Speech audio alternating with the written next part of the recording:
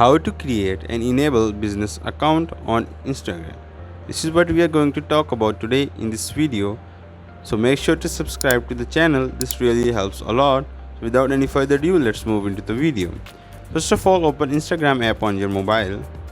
As you open Instagram app on your mobile, go down to the profile option that is located down below. As you go on the profile option, go to these three lines that are located up above. Click on them and then go to the settings option. As you go to the settings option, go to the account option and click on that. After you have clicked on the account option, scroll down and you will see an option to switch to personal account. Click on switch to professional account or personal account if there are option of professional or personal account.